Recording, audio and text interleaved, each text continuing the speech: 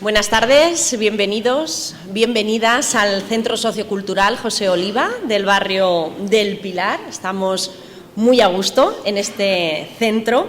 Bienvenidos y bienvenidas a la última ya de las conferencias, ya saben, enmarcadas dentro del ciclo, de este segundo ciclo de conferencias por los barrios de Albacete, que en este viernes 12 de mayo despedimos con una sesión que va a ser de lujo, con una sesión a cargo de Esther Fernández Molina, directora del Centro de Investigación en Criminología de la Universidad de Castilla-La Mancha, quien nos va a hablar además de la justicia que realmente funciona y que tal vez, así nos lo dirá nuestra propia conferenciante, quizá esta justicia que funciona es la que menos conocemos, porque la que no funciona ya salta por sí misma a la escena mediática todos los días.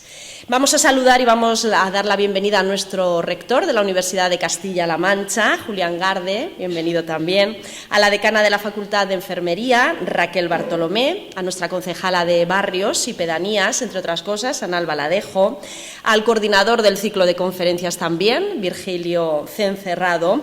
De parte de la Junta Directiva de la FABA saludamos también a Javier Gómez, bienvenido, por supuesto, así como a los presidentes y presidentas de los barrios que han participado en este ciclo de conferencias: Medicina, Universidad, El Pilar, San Pablo y Fátima. Algunos de ellos nos acompañan ahora, otros irán incorporándose después saludaremos cuando estemos todos al completo. Bienvenidos también. Y, por supuesto, gracias a todas y cada una de las personas que nos acompañáis esta tarde aquí en este centro sociocultural y que os sumáis, como siempre, con vuestra presencia, a hacer de Albacete una ciudad mucho más rica, siempre lo decimos, intelectual y vecinalmente, también mucho más sana, más preparada, más unida y más informada. Esto último, muy, pero que muy importante y necesario. Nos van a acompañar al inicio de este acto, en lo que es la conferencia en sí, nos van a acompañar la decana de la Facultad de Enfermería, Raquel Bartolomé, y la propia conferenciante, Esther Fernández Molina, como decía, directora del Centro de Investigación en Criminología de la Universidad de Castilla-La Mancha, porque en este caso, en esta ocasión, y por deseo de ambas, va a ser la decana de la Facultad de Enfermería la que presente a nuestra conferenciante. Así que invito a ambas, por favor, que nos acompañen y vayan tomando ya asiento. Vamos a dar paso inicialmente a la conferencia, como decíamos, la justicia que funciona, y después de la conferencia sí que haremos ese acto con el que vamos a clausurar este segundo ciclo de conferencias Hacemos Barrio. Así que cuando queráis, el micrófono es todo vuestro. Muchísimas gracias.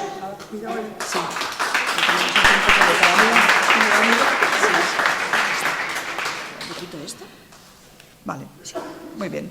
Bueno, voy a ser breve, no porque la carrera científica de Esther sea corta, que bien al contrario es una joven investigadora pero con una carrera consolidada larga y brillante, sino para dar tiempo a que ella pueda contar un tema súper interesante, desconocido. Desafortunadamente tenemos una visión un poco muy sesgada, ¿no? Muy sesgada de la justicia y de la criminología, y ella nos va a ayudar a tener una visión un poco diferente. Esther estudió Derecho aquí en la Facultad de Albacete y después hizo el máster en Criminología, que entonces yo ya estaba en el máster en Criminología, pero ella es la alumna aventajada que ha ido dando todos los pasos bien dados que hay que dar, y desde entonces se ha dedicado a la criminología. Es ahora mismo directora del Centro de Investigación en Criminología, uno de los más antiguos de la Universidad de Castilla-La Mancha, pequeñito, pero ahí manteniendo el tipo, con dificultades, pero manteniendo. Ha sido presidenta de la Sociedad Española de Investigación en Criminología, creo yo que la mejor presidenta que ha tenido la sociedad. Es la editora de la Revista Española de Investigación en Criminología y también creo que es la mejor editora que ha tenido la revista. La ha posicionado muy alto y es ahora mismo un referente en la investigación social en España gracias al trabajo que hace Esther. profesora titular en la Facultad de Derecho en asignaturas de Criminología y una gran defensora, las dos lo somos, pero una gran defensora de las tres cosas a las que la universidad, ¿no?, se tiene que dedicar, y la ciencia también: hacer ciencia, formar y transferir. La transferencia es, y ella pondrá algún ejemplo, uno de los ejes centrales en los cuales ha trabajado y a los que ha dedicado mucho esfuerzo, que no es tan común. Ha formado no solo a criminólogos y sigue formando, sino a los profesionales que trabajan con menores en la comunidad, también a quienes tienen que tomar decisiones públicas, policía, ONGs, Guardia Civil, por supuesto, en España y en el resto del mundo. Es un referente nacional y, desde luego, un referente también internacional a nivel europeo y a nivel también en Latinoamérica, con quien tiene ahora mismo un Erasmus, que es un proyecto muy potente de formación en criminología. Podría seguir para siempre durante tiempo, pero es mejor que ella nos hable de la justicia que funciona. La idea del título fue mía, no lo digo por ponerme flores, sino porque le he complicado un poco la vida. Ella a lo mejor hubiera puesto otra cosa, pero yo creo que es algo que necesitamos conocer sobre la justicia. Muy bien, gracias.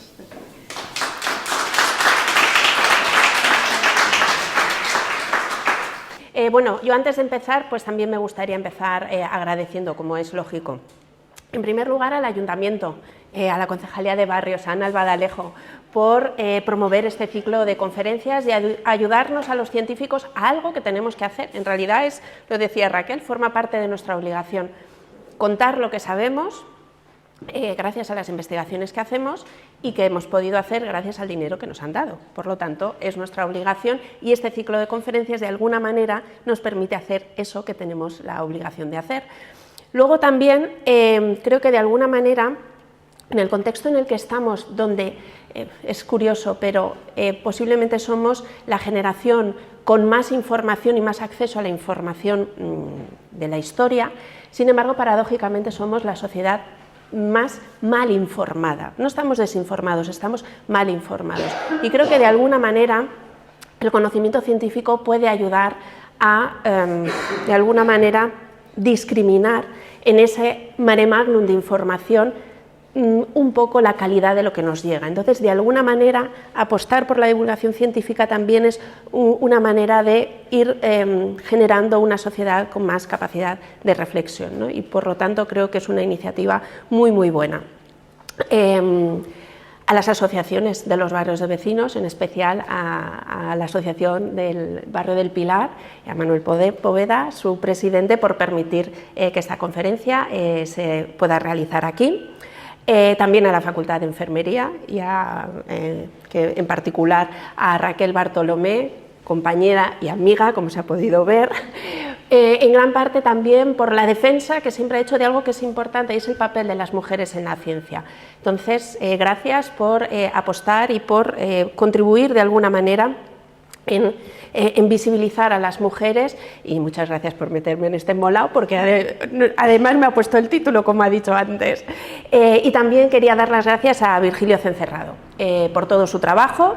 En general, normalmente cuando se organiza un ciclo como estos, un evento de estas características, la mayoría de los que estamos involucrados no hacemos ni prácticamente nada, y de repente parece que hay unos duendes que lo van haciendo todo, y no son duendes, los duendes no existen. Esto, hasta ahí llegamos en el conocimiento, y esto realmente obedece a que hay personas que, como Virgilio, de manera desinteresada, pues dedican parte de su tiempo a organizar, maquetar, distribuir, contactar, y creo que bueno, eso es digno de reconocer, y por lo tanto, pues gracias a ti, Virgilio. Antes de empezar, también me gustaría hacer una pequeña apreciación. ¿Se escucha? Es que tengo mala voz. Bien, quería decir antes que quería hacer una apreciación. Durante todo este ciclo de conferencias no he podido, por desgracia, no he podido asistir a todas, pero sí he asistido a una representación de ellas, y se ha hablado de lo difícil que es la divulgación científica, y es verdad que es muy difícil divulgar, pero yo creo que posiblemente divulgar en el ámbito de las ciencias sociales es, si cabe, todavía un poquito más difícil. Porque yo no voy a hablar de cosas muy desconocidas, ni muy sofisticadas y técnicas que no conozcamos, sino que yo voy a hablar de algo que todos conocemos y algo sobre lo que todos los que están aquí tienen una opinión.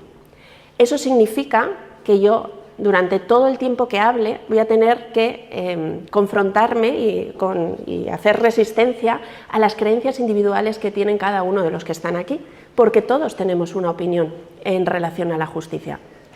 Y las opiniones, bien fundadas o mal fundadas, son muy respetables y muy legítimas. Entonces, el problema es cuando se intenta hacer divulgación científica en un ámbito en el que todo el mundo tiene una opinión, es muy complicado y es muy fácil que yo resulte una persona poco creíble. Y es posible que acabe la conferencia y la mitad de los que se vayan de aquí dirán, no tienen idea, seguro que la mitad de lo que ha dicho no es verdad. En mi defensa, podré decir que yo mis opiniones las he dejado a un lado y que lo que yo voy a presentar son datos objetivos, ¿vale? Cuantificables, medidos y posible. No quiere decir que todos los datos sean perfectos, pero sí que he hecho un esfuerzo por traer la mejor evidencia disponible, que es lo máximo que yo creo podemos aspirar. Bien, vamos a ver si en un tiempo reducido, me dijo Virgilio, intenta ir al grano. Voy a intentar ir al grano, que no sé si lo voy a conseguir porque hablo bastante. Bien, en primer lugar, para situarnos, vamos a hablar, el título lo dice, estamos centrados en la justicia, pero quiero aclarar que yo no voy a hablar de la justicia, es muy amplia. La justicia existe, la justicia civil, la laboral, la contenciosa administrativa, la mercantil, hay un montón de jurisdicciones que yo no las conozco. Yo lo que conozco son los tribunales penales, que es, como ha dicho Raquel, a lo que he dedicado gran parte de mi carrera científica, a entender cómo funcionan los tribunales y cómo funcionan esas salas de justicia. Bien, si yo dijera, no lo voy a poner todavía, ¿cómo iba esto para atrás? Si yo preguntara un poco de alguna manera el título, yo le decía a Raquel, es que el título lleva un spoiler, ¿no? Y creo que Virgilio también, creo que cuando vio el título dijo, claro, es que hablar de una justicia, que cómo es la justicia que funciona, significa, de alguna manera, dar a entender que lo que hay no funciona. En el fondo, bueno, es un spoiler, sí. En gran parte vamos a ver que hay algunas cosas que no funcionan, pero es que si yo ahora mismo hubiéramos hecho una pequeña encuesta aquí a las personas que estamos, la gran mayoría de los que estamos aquí hubierais dicho, ¿cuánto confío en los tribunales penales?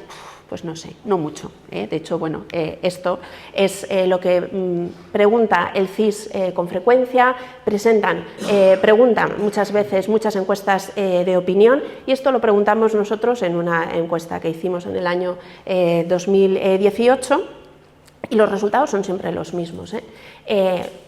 Los tribunales en general salen suspendidos como un montón de instituciones públicas, especialmente, como ven, los partidos políticos y el gobierno se lo tienen que mirar porque suspenden siempre.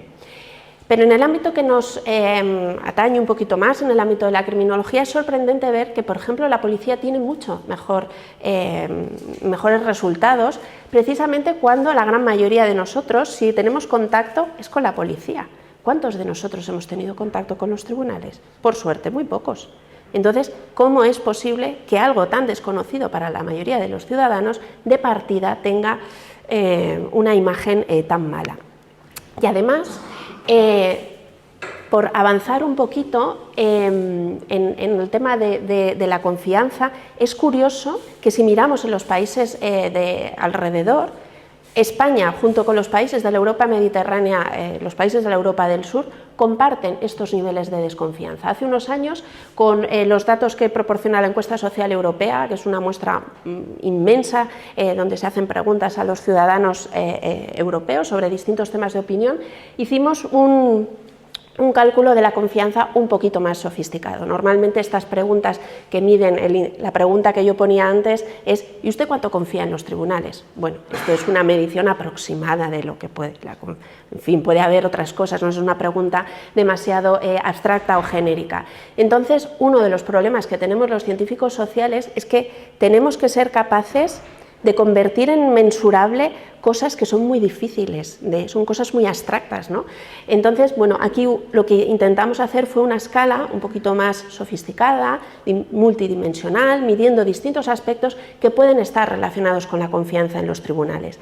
Y para ver si así España y los países de la Europa del Sur salían un poquito mejor, porque había alguna cosa que nos estaba escapando, pero no, la distribución es la misma. Si se dan cuenta, incluso los países de la Europa del Este tienen niveles de confianza mucho más altos.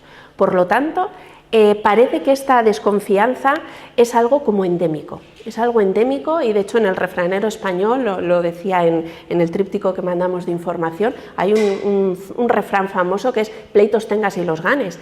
De alguna manera es esa sensación, ¿no? Y una percepción, ya digo, creo que endémica de los países de la Europa del Sur, de que sus tribunales no funcionan. Bien, y la pregunta sería, ¿qué hay detrás de esa desconfianza? Creo que lo decía antes a María José, está ahora mismo todos los días en los periódicos. Este es el aspecto, estas son fotos donde uno pone tribunales penales y salen estas fotos, ¿no? En Google. Pero es que si uno va, por las investigaciones que hemos hecho, en ocasiones hemos ido a los tribunales penales, este es el aspecto que tienen los tribunales penales.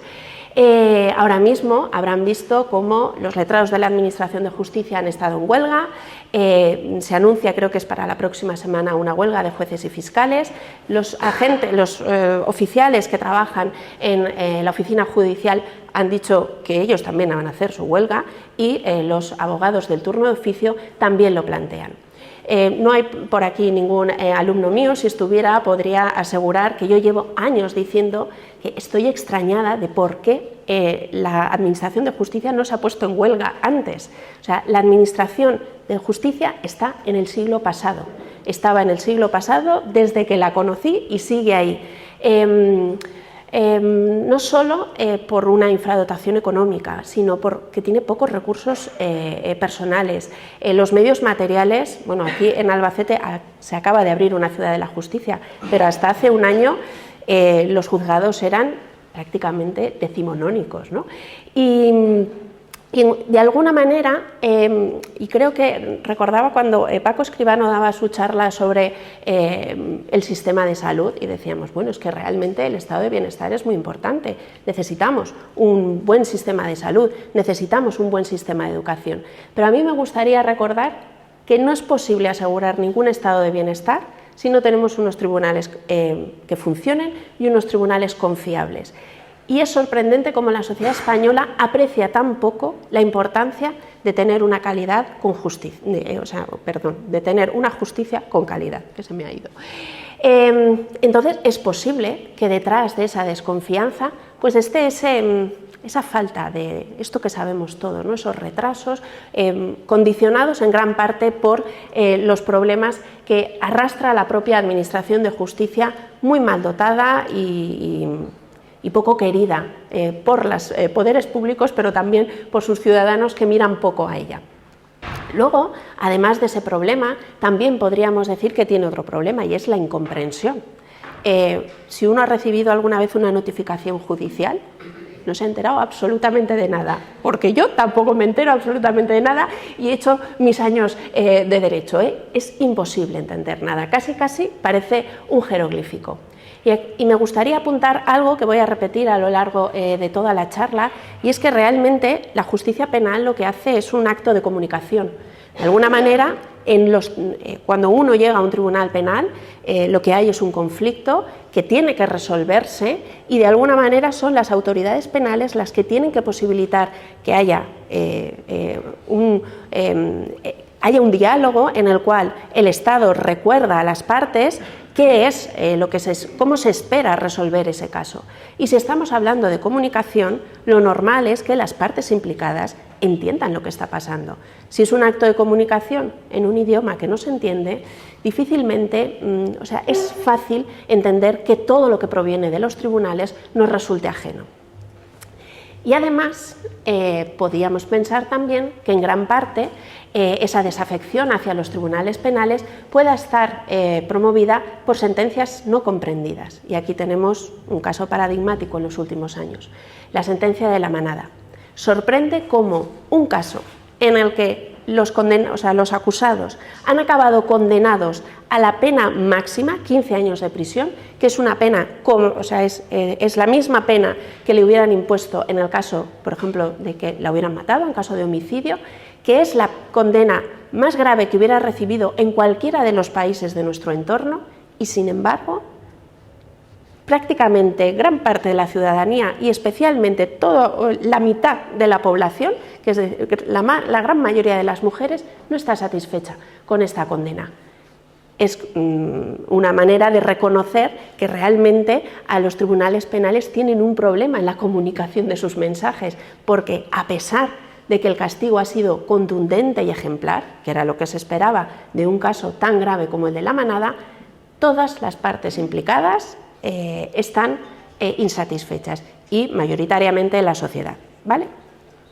Por lo tanto, hay razones para desconfiar, pero claro, estas razones son casi que las que se nos hubiera ocurrido a cualquiera. Si yo os dejo 5 minutos y digo, a ver, razones por las que uno no confía en los tribunales, os hubieran venido estos argumentos.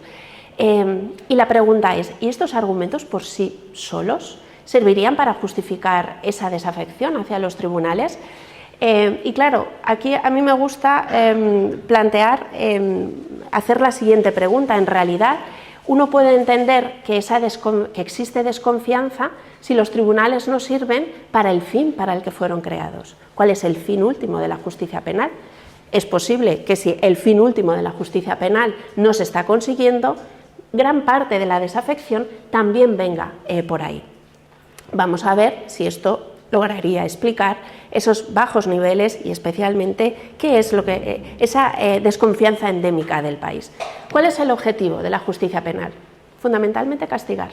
Hay un conflicto penal, hay unas leyes penales que cumplir y lo que se encarga la justicia penal es de que llegue la respuesta penal con un castigo. Pero es más, la Constitución española establece que los castigos obligatoriamente tienen que tener una finalidad rehabilitadora. Esto lo dice es un derecho fundamental. En España, cuando se castiga, no se castiga con una finalidad retributiva, se castiga para rehabilitar a las personas. Por lo tanto, es posible que a lo mejor esa gran desafección no venga por todo lo demás, que casi es lo esperable, sino porque a lo mejor no funciona para el fin último para el que fue creado, ¿vale? Bien, veamos algunos datos sobre el sistema penal para ver si puede explicar que realmente no funciona para el fin para el que existe. En primer lugar, podríamos entender que si viviéramos en un contexto de alta delincuencia, podríamos decir, es que es posible que, claro, es que hay mucha delincuencia. Claro, los tribunales, ya hemos visto, no tienen muchos recursos y entonces intentan de alguna manera sortear la cosa como pueden, ¿no? Pues bueno, estos son datos que reflejan las tasas delictivas de las últimas 2 décadas. Son datos del Ministerio del Interior, no son datos además de un único gobierno, son datos de sucesivos gobiernos de distintas ideologías, datos recogidos de la misma manera, con un mismo proceso de producción de datos y pueden tener, no son perfectos, las medidas de datos oficiales son bastante imperfectas. Son bastante imperfectas sobre todo para representar bien el volumen exacto de lo que hay, pero son buenos indicadores para ver las tendencias. Y si observamos, la tendencia, en todo caso, es descendente. Es un descenso paulatino, progresivo, en las últimas décadas. Además, es posible, yo entiendo que alguno de ustedes vea los datos y diga, esto yo no me lo creo, esto lo dicen en los medios de comunicación, pero si yo les dijera que estos datos de bajada de la delincuencia coinciden también con los datos que presentan la gran mayoría de los países occidentales, pues a lo mejor ya decimos, bueno, porque va a ser España un país distinto. Desde finales de la década de los 90, Estados Unidos fue el primer país que, después de 40 años de un aumento progresivo y sustancial de la delincuencia, vio cómo las cifras experimentaban un descenso que desde entonces no ha tocado todavía fondo. Lo mismo, unas décadas, o sea, a principios del siglo XXI, ese descenso empieza a experimentarse también en Europa y así en prácticamente, excepto en algunos países de Latinoamérica y algunos países africanos, que ese experimento de bajada de la delincuencia no lo han vivido, la gran mayoría del contexto internacional hay un fenómeno internacional que es de bajada de la delincuencia. De hecho, hay un montón de científicos sociales, en especial un montón de criminólogos, me atrevería a decir que casi en cada país, o al menos los científicos, los criminólogos más relevantes han abordado el tema de por qué está bajando la delincuencia. Porque la pregunta es, si la delincuencia está bajando ya 2 décadas seguidas, algo se tiene que estar haciendo bien. Si no descubrimos qué es lo que se está haciendo bien, sabemos que todo lo que baja en algún momento subirá y habremos desaprovechado una oportunidad de oro para aprender alguna lección, porque algo tiene que estar haciéndose bien, si no esto no sería posible. Bien, entonces vamos a ponernos en situación. No tenemos un problema de crecimiento de la delincuencia, a mí siempre me gusta decir, esto es como en la medicina, pensar en una sociedad ausente de enfermedad, esto no existe. Pues pensar en una sociedad ausente de delincuencia, esto no existe. ¿Qué le pedimos a los médicos, no? Pues que sean capaces de curar la enfermedad. Pues de alguna manera, cuando hablamos de delincuencia, sabemos que no la podemos evitar y lo mejor que podemos intentar hacer es rehabilitar, ¿no? Ser capaces de conseguir que las personas desistan de la carrera delictiva y, a través de la prevención, igual que se hace con la medicina, conseguir que las personas dejen de delinquir. Pero en principio creo que no es el contexto penal el que puede explicar esa desafección hacia los tribunales. Vale. Pero podemos pensar, vale, hay poca delincuencia, pero se les condena poco. Bueno, entonces, si no cumplen la función de castigar, pues entonces podemos entender que de ahí venga la desafección. Pero de nuevo los datos nos dicen justamente lo contrario. Estos son datos del Instituto Nacional de Estadística, proporcionados por el catálogo de sentencias del Ministerio de Justicia. Esto es algo que se puede contar sin ninguna dificultad y desde el año 98, cada año el número de condenas aumenta. De alguna manera, esto quiere decir que los tribunales penales cumplen su misión. Los casos se sustancian, se inician los procedimientos, llegan a los juzgados y los juzgados imponen sus condenas. Bueno, podríamos pensar que esto está ocurriendo, hay poca delincuencia, se adoptan las condenas que son necesarias, pero a lo mejor es que las condenas pues, no son muy fuertes, ¿no? A lo mejor es que se necesita un poco más de mano dura. Pues bien, estos son los datos. La condena más dura que existe es la pena de prisión. Estos datos proceden de un proyecto internacional, un proyecto europeo, el proyecto SPACE, que lo que hace es comparar los datos oficiales de los distintos países europeos con la intención de poder comparar las políticas criminales de los distintos países. Y si comprueban, a ver, esto cómo era, Virgilio, vamos a ver si soy capaz de... Ah, no, que es abajo, es abajo. Con el de arriba, vale, aquí. Vale, estos son aquí es donde se sitúa España, la tasa es de 116 y por delante solo tenemos a los países de la Europa del Este. Me gustaría aquí matizar que España ahora ocupa estas posiciones, pero hace 5 años estaba aquí, ¿vale? Estaba en esta parte de aquí. Paradójicamente, en Europa llamaba mucho la atención cómo, siendo España uno de los países con las tasas delictivas más bajas, tenía una de las tasas de encarcelamiento más alto. Esta era la paradoja española. Llegó la crisis económica, aquello era económicamente insostenible y se empezó a establecer alguna estrategia de política criminal donde especialmente los casos más leves, y las personas que estaban ya en fase final de la condena, se hizo una política de ligera apertura que nos ha posicionado un poquito mejor. Pero en España es un país donde la pena de prisión, en comparación con otros países, se aplica bastante. Bien, bueno, podemos seguir cuestionando estos datos. La obligación de los científicos es cuestionar la información. Entonces podríamos pensar, bueno, esto que se dice muchas veces, entran en prisión, pero conforme entran, salen. Entonces, realmente, por mucho que las tasas sean altas, la gente entra en prisión, pero esto tampoco creo que esto a lo mejor pueda funcionar muy bien. Pues bueno, de nuevo el mismo proyecto SPACE nos presenta otra paradoja. En España es de los países donde se cumplen las condenas más largas. Esa idea recurrente que se escucha en el debate público de que en España las penas no se cumplen es directamente falsa. En España, además, esto nos ha costado la advertencia de los organismos europeos. Muchas personas acaban la condena directamente en segundo grado, cuando realmente la política penitenciaria, la Ley General Penitenciaria, que es de obligado cumplimiento, dice que las personas deben acabar la condena, como nos podemos imaginar, que es natural, en un régimen de semilibertad, en tercer grado y en libertad condicional, para que las personas puedan hacer una transición moderada de prisión a vivir en libertad. Pues bien, un porcentaje muy importante, en torno a la mitad de los presos, acaban la condena en segundo grado. Por lo tanto, esto en gran parte explica este dato que en España la media de la duración de las penas de prisión son 22 meses. De nuevo, si se dan cuenta, son los países de la Europa del Este los que cumplen un poco más de condenas. En la gran mayoría de los países de nuestro entorno, las penas son mucho más cortas. Por lo tanto, este tampoco es el problema. Entonces, tenemos una justicia penal que condena los casos, que aplica castigos severos y que además esos castigos se cumplen.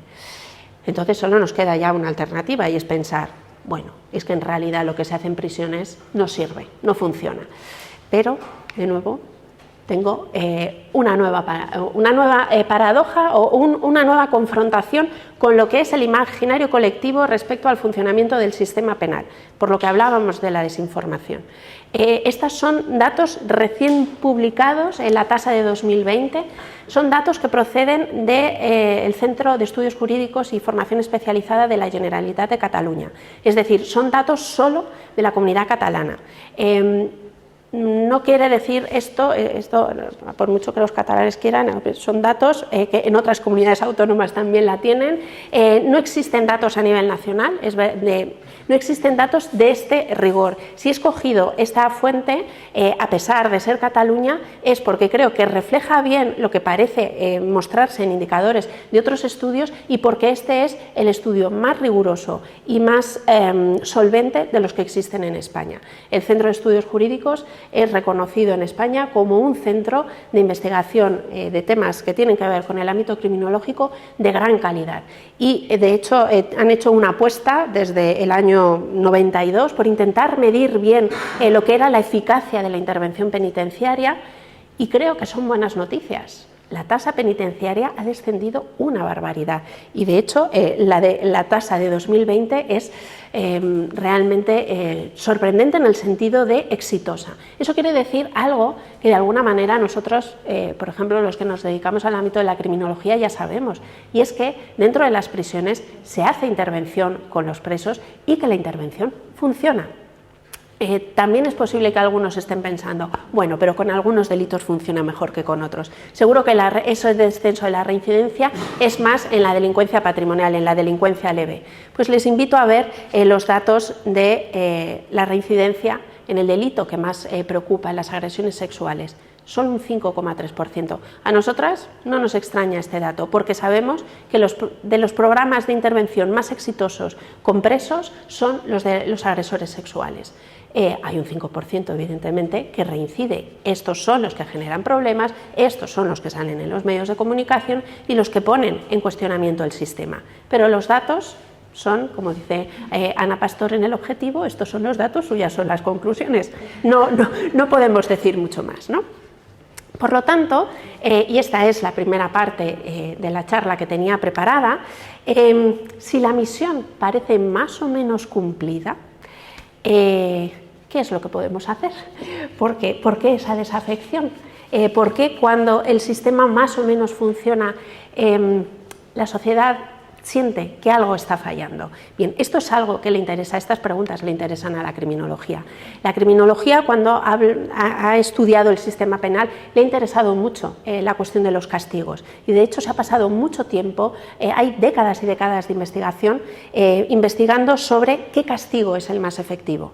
De hecho, por eso tenemos programas que funcionan en las prisiones, porque hay décadas de conocimiento que nos han permitido llevar a cabo respuestas en el ámbito del sistema penal que logra, de alguna manera se hace un acompañamiento a los criminólogos, nos gusta mucho una palabra que es la de no nos importa tanto que la gente reincida y lo que nos importa más es que la gente desista de la delincuencia. Hay un momento, las personas que inician carreras criminales, la delincuencia no aparece así por generación espontánea, ¿no? Normalmente las personas que tienen carreras criminales son carreras criminales largas, unas más que otras, y se inician en unos momentos tempranos de la vida, y luego hay unos motivos que dan lugar al inicio y hay otros que dan lugar al desistimiento. Entonces a nosotros lo que nos gusta, y en el ámbito de la criminología lo que se apuesta es por conseguir respuestas que logren que la gente haga esas narrativas internas de desistimiento donde digan, mira, esto no merece la pena, vamos a abandonar. Hay un momento en el que las personas que han llevado una carrera criminal, por un proceso de maduración, por un montón de factores, deciden hay algo interno dentro de sí, hace un clic que dice, ya no quiero más. Entonces ahí tiene que estar el sistema para apoyar esos procesos de transición. Y en gran parte todo ese conocimiento que se ha ido adquiriendo en los últimos años ha ayudado a que en la intervención penitenciaria y en la intervención también que se realiza en el ámbito comunitario se acompaña a las personas en ese proceso de desistimiento, ¿vale? Pero también hay otra parte de la criminología que le preocupa el cómo se aplican los castigos, y esto es más nuevo, porque lo del qué ya lo sabemos, se va avanzando, se va perfeccionando, no quiere decir, a ver, los datos no son malos, pero hay mucho margen de mejora, o sea, tampoco nos engañemos, los datos no son tan malos como para explicar la desafección tan grande, pero hay mucho margen de mejora, ¿no? Entonces, por lo tanto, se sigue trabajando en el qué y en el cómo. Y en el cómo es un poco lo que estamos trabajando nosotros, ¿no? Hay un momento, y de alguna manera las personas, ¿no? los científicos en el ámbito de la criminología que se han planteado el cómo se aplican los castigos puede tener un efecto en el funcionamiento del sistema penal. Estas personas han hecho una pregunta un poco diferente a la que se estaba realizando la criminología en ese momento. Durante mucho tiempo la criminología tenía prácticamente una pregunta que responder, y es ¿por qué las personas delinquen? Hace relativamente poco tiempo, unas décadas, algunos criminólogos empiezan a hacer una pregunta inversa, y es ¿y por qué las personas cumplen las normas? ¿Por qué la mayoría de los que estamos aquí cumplimos las normas? ¿Por qué, por ejemplo, cuando llegó la pandemia nos dijeron ahora todos a casa, y todos a casa? Y ahora salís, y ahora salimos, y ahora os ponéis la mascarilla, y ahora nos ponemos la mascarilla, y ahora os ponéis la mascarilla aquí, pero no aquí. Y la gran mayoría de la gente cumplió las normas de una manera absolutamente natural. La gente cumple las normas no por la amenaza del castigo, porque si no necesitaríamos un policía detrás de cada uno de nosotros. La gente cumple con las normas porque internamente considera que es lo que debe hacer, porque hay una creencia en que las leyes, puedo estar más o menos de acuerdo, pero yo creo que estas son las leyes que hemos aceptado, le hemos dado las prerrogativas a unas autoridades para que puedan aplicar esas leyes, y entendemos que esas autoridades van a aplicar esas leyes mediante procedimientos justos. Como creemos que esto es así, de alguna manera esto es lo que hace que internamente cada uno de nosotros quiera cumplir las normas. De alguna manera lo que sucede es que estamos en un diálogo perpetuo con la autoridad, aunque no lo sepamos, En realidad hay en la sociedad, aparte de los diálogos físicos que hacemos cada día con las personas que nos encontramos, también hay otros diálogos con otras entidades y con otras esferas. Y con la autoridad los ciudadanos dialogan mucho más de lo que piensan, ¿no? Y de alguna manera los ciudadanos, entre ciudadanos y autoridades hay un diálogo mutuo en el que la autoridad le dice a los ciudadanos estas son las normas que tenéis que cumplir, y los ciudadanos le dicen yo las voy a cumplir y te voy a dar a ti la prerrogativa para que hagas cumplir para que hagas cumplir estas normas y que actúes en consecuencia con aquellos que no las cumplen. De alguna manera existe ese diálogo mutuo, y cada vez que se produce una interacción, más allá, pensemos, ¿no? Un ciudadano interactúa con un policía, por ejemplo, porque le pide el DNI porque hay una identificación en la calle, ha pasado algo y se necesita identificar a las personas. Pues cuando se produce esa interacción, más allá de lo que está sucediendo en ese asunto, concreto es si te doy el DNI, si no, cuáles son los motivos, de alguna manera en esa interacción las partes se están mandando también mensajes y la autoridad está mandando el mensaje de tú eres un miembro de la sociedad y una persona digna de protección y te considero como un miembro más de la sociedad. De alguna manera esta idea de que estamos en un diálogo perpetuo con la autoridad y que realmente nosotros miramos mucho el cómo la autoridad hace las cosas, pone de manifiesto que el cómo es importante. Y voy a poner un ejemplo que quizá todo el mundo lo entienda un poquito mejor, porque todos nos relacionamos a lo largo de nuestra vida con un montón de figuras de autoridad. Cuando somos pequeños tenemos a nuestros padres que son los que nos dicen qué normas debemos de cumplir. En el colegio nos pasa con los maestros, los niños también con los entrenadores, ¿no? Hay unas personas que dicen estas son las normas que hay que cumplir y los chavales no tienen otra cosa que hacer que cumplir y acatar las normas.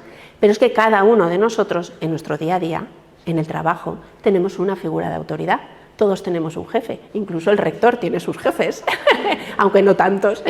Unos tenemos más jefes que otros, pero en cualquier caso todos nos interrelacionamos con una figura de autoridad. Y todos sabemos, poniendo el ejemplo del ámbito del trabajo, que cuando a la hora de imponer las obligaciones en el ámbito del trabajo hay jefes que ejercen la autoridad de una manera un poco déspota, ¿no? Por ejemplo, que aplican los castigos un poco los que a ellos le parecen, sin haber hecho un sondeo de cómo se van a entender esas normas, ¿verdad?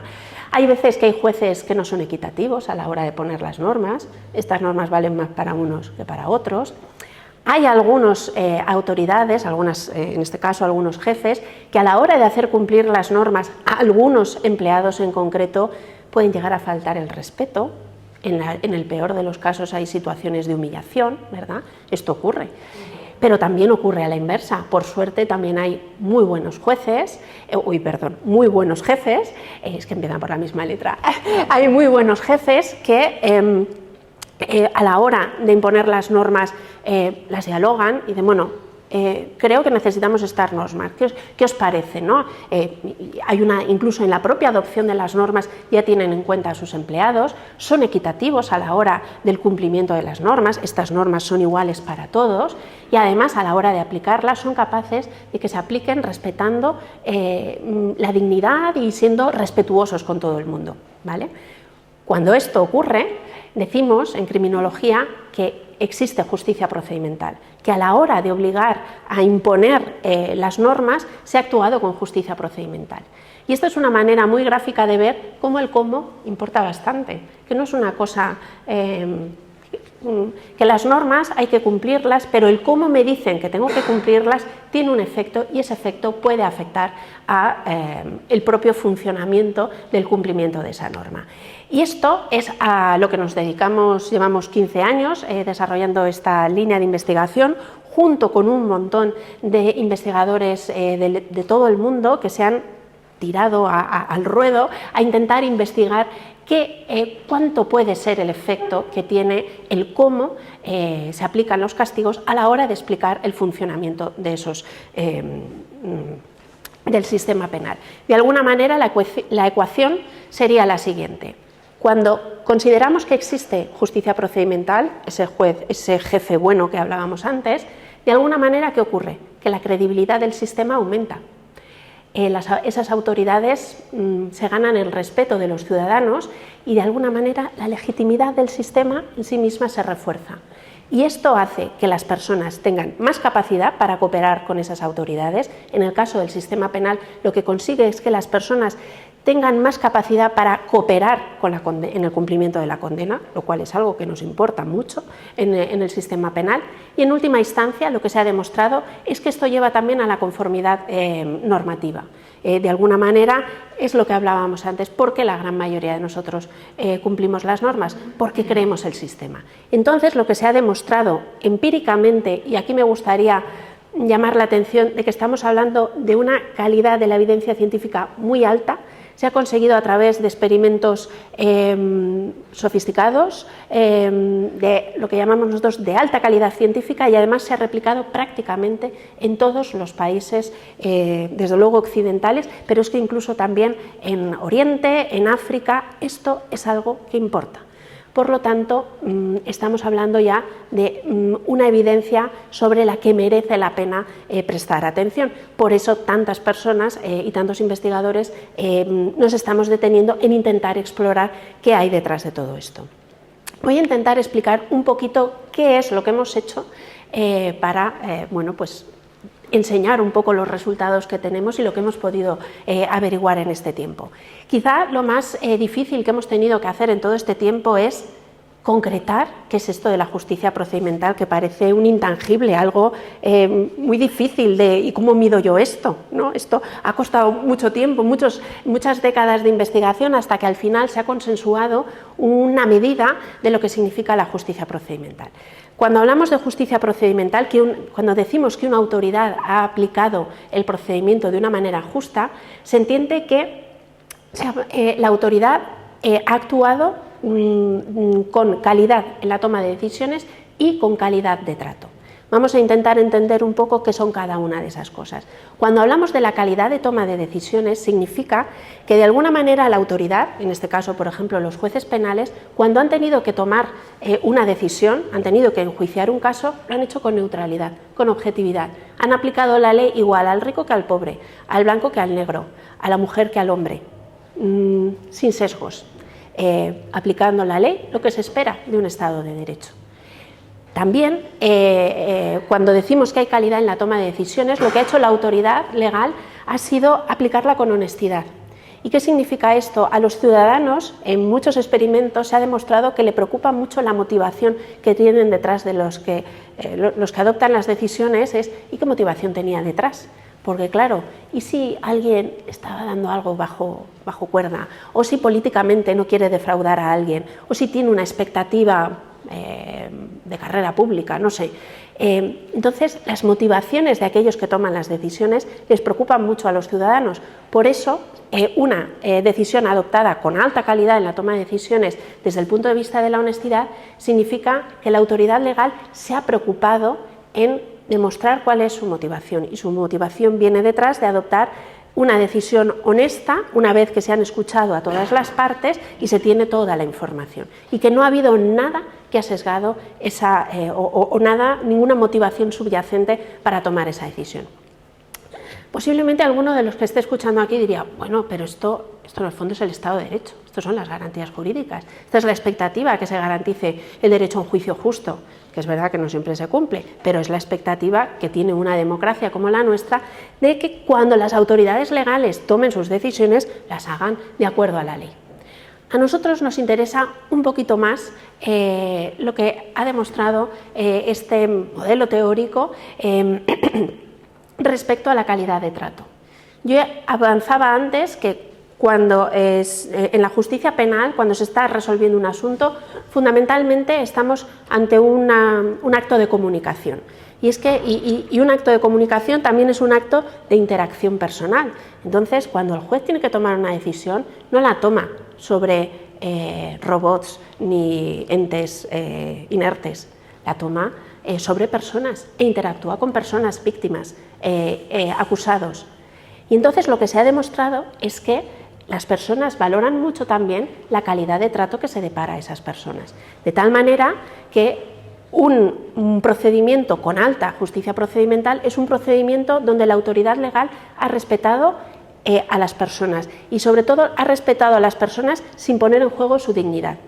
Hemos visto, cuando hablábamos del mal jefe, que es muy fácil, cuando uno tiene el poder, llegar a situaciones en las que atenta frente a la dignidad de las personas. Es muy fácil, cuando uno ejerce la autoridad, pasarse un poco, y al pasarse un poco está atentando frente a la dignidad de las personas. Entonces, lo que ha demostrado o lo que se ha demostrado empíricamente es que esto no es algo que no importe a aquellos que son víctimas de las humillaciones, de las faltas de respeto o del trato digno. Las personas son muy sensibles a recibir un trato indigno, y esto lo sabemos. Y luego, también en esa dimensión de justicia interpersonal, también es muy importante que las personas puedan dar su voz, puedan participar, puedan dar su versión sobre los hechos. Y aquí es muy curioso, a mí me gustaría destacar aquí que en toda esta investigación apabullante en todos los países, lo que le importa a la gente que pasa por el sistema no es si la condena, por ejemplo, cuando se ha preguntado a los propios condenados, el condenado no le importa tanto la condena que se le ha puesto, sino el cómo se le ha aplicado. Valoran especialmente si han tenido la oportunidad de dar su versión de los hechos, decir, sí, yo hice esto, pero esto otro no lo hice. De alguna manera que su voz sea también escuchada en ese proceso, porque de nuevo insisto, todo esto tiene que ver con que realmente cuando hablamos de justicia penal estamos hablando de comunicación. Hay personas que quieren hablar y cuando tú silencias la voz de una persona, esa persona queda insatisfecha, ¿vale? Bien. Pues esto, que es la justicia procedimental, es, como decía antes, a lo que nos hemos dedicado en gran parte en el centro de investigación a analizar. Y lo hemos hecho además a través de muchos métodos distintos, porque, como decía antes, es tan difícil muchas veces medir estas cosas tan abstractas que nosotros siempre hemos pensado que las estrategias multimétodo, que llamamos los científicos, pueden funcionar. Y entonces hemos preguntado, por ejemplo, hemos hecho cuestionarios a grandes muestras, a población general y a población que ha tenido contacto, o sea, diferenciando lo que opinan las personas que no han tenido nunca un contacto con un tribunal con aquellos que sí que han tenido contacto con los tribunales. Lo hemos hecho con muestras de gente adulta y también con jóvenes. Cuando los jóvenes interactúan en la justicia juvenil, esto a nosotras nos preocupa mucho. Lo hemos hecho también a través de entrevistas semiestructuradas con las personas, con las autoridades que aplican esas normas y esos castigos, y también con las personas que han pasado por el procedimiento. ¿Cómo te has sentido? ¿Qué valoras? Hemos reflexionado un poco con ellos para saber un poco qué es lo que piensan.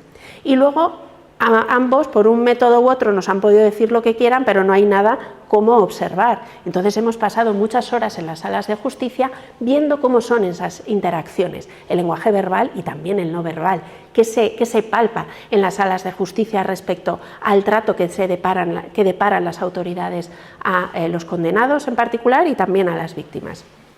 Y finalmente, en el momento actual estamos con un proyecto, ¿verdad, Raquel?, que nos está gustando mucho, donde estamos haciendo historias de vida con unas técnicas autobiográficas un poco especiales, donde estamos contactando con chavales, sobre todo con gente joven, que ha tenido un largo contacto con el sistema, para que nos cuenten cómo ha sido su experiencia subjetiva. Una persona que ha pasado muchas veces en comisarías de policía, que ha ido a un montón de juicios, que ha estado en centros, que ha cumplido medidas de libertad vigilada, ¿con qué se queda de todo esto? ¿Cuál ha sido su experiencia? ¿Qué valora o qué critica de lo que hacen jueces, fiscales, policías, abogados? Y la verdad es que ahí estamos teniendo información muy interesante, ¿vale? No puedo... voy a rescatar un dato, el dato que creo que es al que nosotras desde luego ponemos más valor, porque esto tiene posibilidades de transferencia. ¿Vale? Señalaba antes Raquel, lo que nos preocupa, la transferencia, nos preocupa mucho, porque estos resultados de todas estas investigaciones, cuando hemos ido a contarlas, yo por ejemplo he ido a contarlas a los jueces, y claro, yo le he dicho a los jueces, yo no puedo cambiar el sistema, yo no puedo impactar, yo puedo decir lo que está pasando, pero mi capacidad de influencia es cero. ¿Cómo puedo yo impactar con el sistema? Yo puedo. ¡Qué bien! Me encanta. Nada, tranquila. Ya está. Ha quedado muy bien. Sin problema, nada. Seguimos. Les decía que cuando yo hablo con los jueces les digo, yo no puedo cambiar nada, yo les puedo decir lo que sé que pasa. Los que pueden cambiar el sistema son ustedes. Entonces, en el ámbito del sistema penal, en España se empiezan a hacer algunas cosas, y en otros países que van por delante, por ejemplo, las policías han diseñado currículums o planes curriculares para dotar de habilidades para que los policías sean capaces de implementar esa justicia procedimental. Les enseñan, por ejemplo, técnicas de comunicación para que haya desescalada cuando las situaciones se ponen muy violentas. Les enseñan técnicas, trabajan con la empatía, con la sensibilización. Hay un montón de habilidades que se pueden promover en las autoridades legales para conseguir que ellos apliquen mejor y sean capaces de conseguir esa justicia procedimental. ¿Y qué es lo que nosotros hemos destacado por encima de todo? Pues que cuando hemos preguntado a los que han pasado por el sistema frente a los que no han pasado, los que no hemos pasado por el sistema, lo que nos preocupa es que las garantías se cumplan. Y lo que confiamos es en el Estado de Derecho. Entonces, esto es lo que realmente destacamos.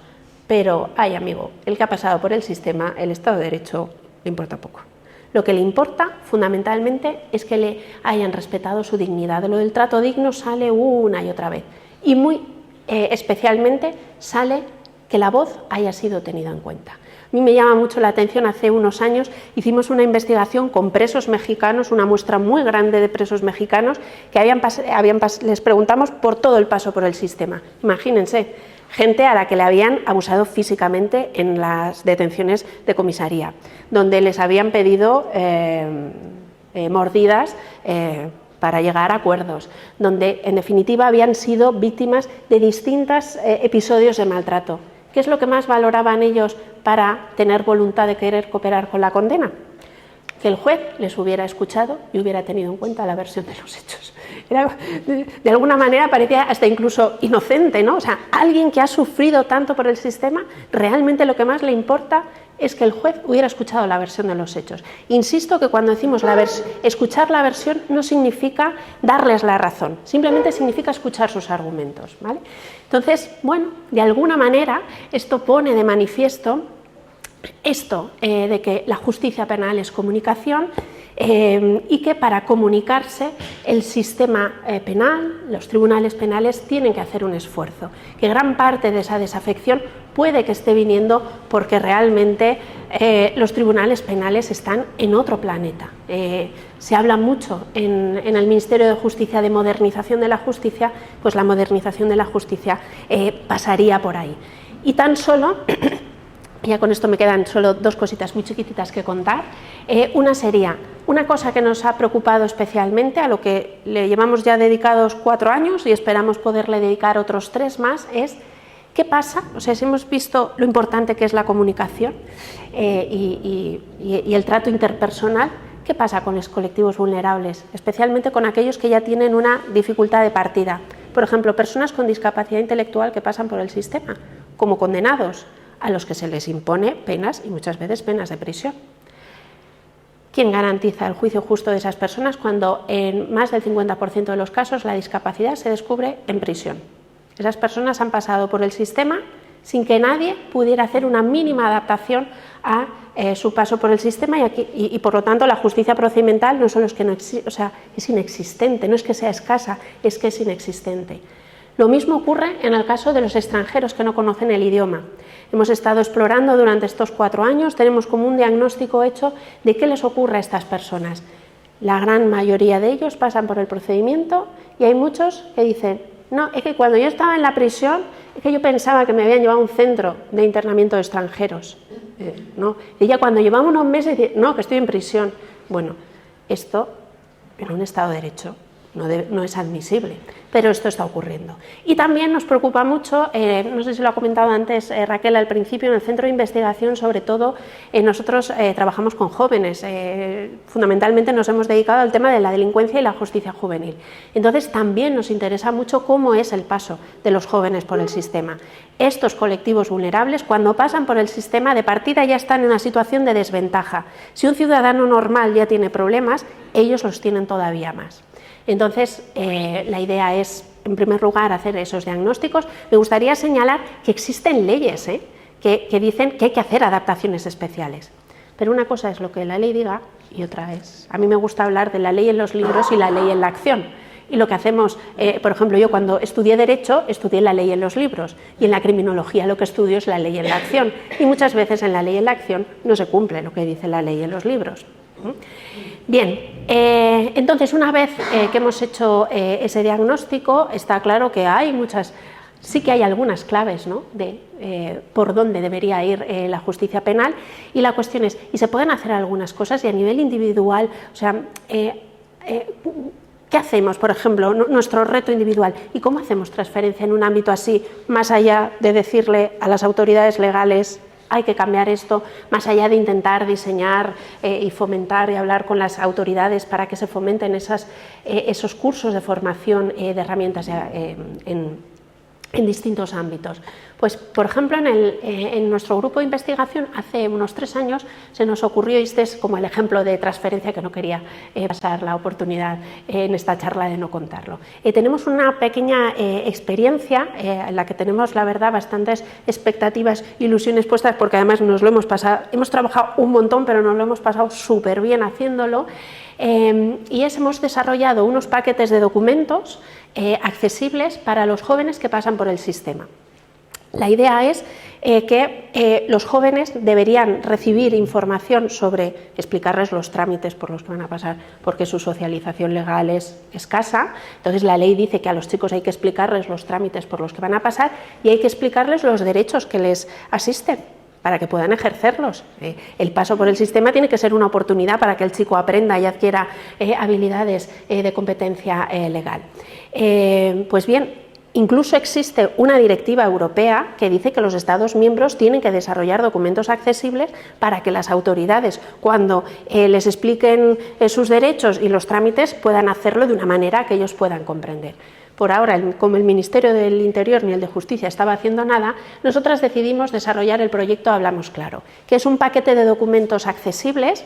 Por ahora hemos desarrollado un primer bloque de documentos, que son los documentos que necesitan los menores cuando están en sede policial, cuando la policía los detiene, para que se les explique cuando llegue a la comisaría qué es lo que va a pasar, porque muchas veces la incertidumbre del qué me va a pasar genera una ansiedad y una preocupación que, si tú lo explicas, la ansiedad desciende. Entonces, por un tema incluso hasta humanitario, es recomendable hacerlo. Y luego, para el propio ejercicio de los derechos. Claro, ¿qué es lo que se les explica, les enseña ahora mismo a los menores cuando van a una comisaría de policía? Existe un acta de declaración de derechos del detenido, que es esto que vimos en las películas, es el artículo 520 de la Ley de Enjuiciamiento Criminal. Tiene usted derecho a un abogado, tiene usted derecho a llamar a un médico, puede permanecer en silencio, pero claro, les invito a cualquiera de ustedes a que lea el artículo 520. No se entiende nada. Entonces, uno de los ejercicios que hicimos fue, pasamos este documento ininteligible a un documento en lenguaje claro. El lenguaje claro es una técnica que se utiliza en el ámbito del derecho para traducir los documentos para que, sin perder rigor técnico, permitan explicar las cosas de una manera comprensible para todo el mundo. Y una vez que teníamos este formato en lenguaje claro, lo pasamos a versión cómic y a versión vídeo. Ahora mismo, en el momento actual, lo que estamos intentando es probar esto en la práctica. El laboratorio está hecho. Hemos hecho entrevistas, los chicos en situación de laboratorio lo comprenden, y entonces ahora tenemos un acuerdo con la Guardia Civil con el que vamos a empezar a implementar estos documentos, y entonces vamos a intentar primero comprobar qué documento es el que mejor se entiende y la usabilidad del documento para la situación para la que fue creada. El documento puede ser fantástico en nuestra cabeza y en la situación de laboratorio, pero que luego se llega a la comisaría y aquello, ¿y quién pasa el cómic? ¿Y dónde se enchufa el vídeo? Y estas cosas, ¿no?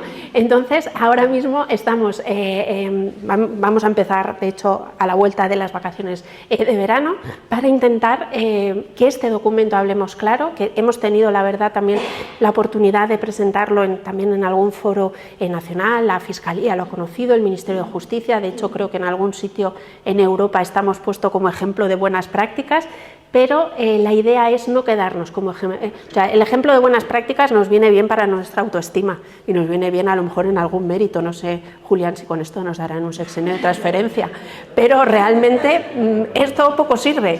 Lo que sirve es que realmente el documento funcione, ¿no? Y en esto es en lo que estamos, con la intención de avanzar un poquito para que la justicia penal funcione un poquito mejor. Y por mi parte, nada más. Muchas gracias.